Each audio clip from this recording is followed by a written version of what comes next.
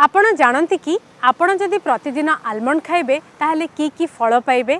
Blood sugar को कम करि थाए, ब्लड प्रेशर एवं कोलेस्ट्रॉल को कंट्रोल करि थाए। एहा व्यतीत आम स्किन पाई मध्य बहुत ही भल होई थाए आलमंड। आसंतु देखिबा घरोई उपचार सेगमेंट रे आलमंड रो उपकारिता।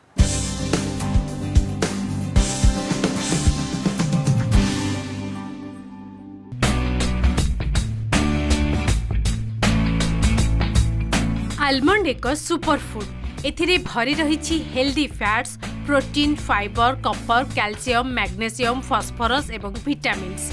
आपण जानती मात्र गोटे बतुरा होइथिबा आलमंड आपण जदि खाइबे आपणकर डाइजेस्टिव सिस्टम भल रही थाए।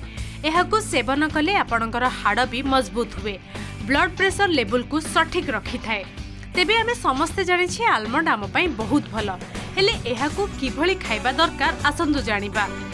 आलमंड को राति रे पानी रे पकई दियंतु, सोक कर दियंतु।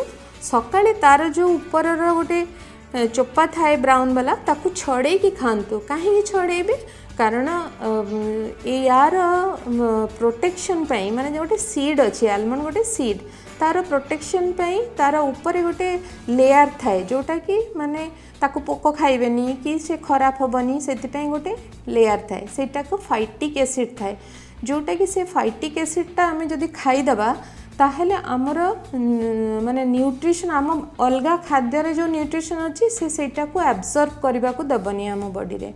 तो सेति आम जदि आलमंड खाइबा ताहले ताकू आगुरु राति भिजई देबा आ सकाळु तार चोपा छड़ेकी से आलमंड को खाइबा ताहले तार जो फायदाटा हमको मिलिबो।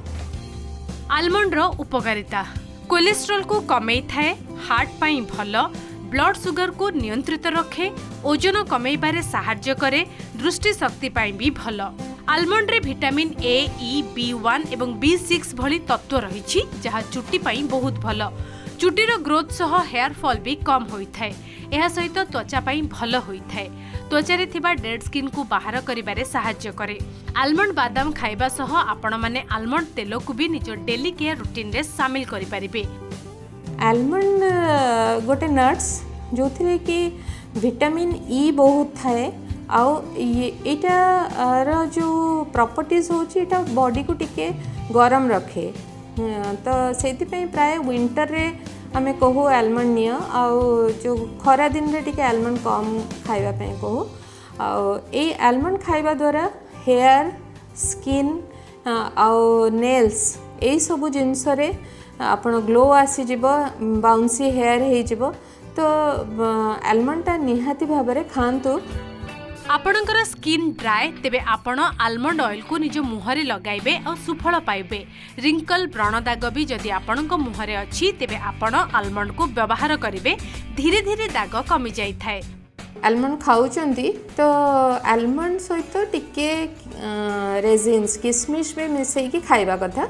6टा आलमंड आउ केमती 8टा खंडे किशमिश ताकू भिजई देबो। तो आमर किशमिश रे आयरन थाए।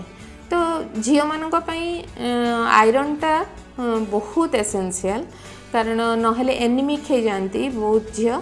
तो से आमे किशमिश टाकू भिजई देबा गोटे जगह, आलमंड टाकू गोटे जगह भिजई देबा आउ आलमंड रो चोपा छड़ेकी खाइबा आ किशमिश जो भिजई से किशमिश खाईदेबा, पानी टाकू पीदेबा।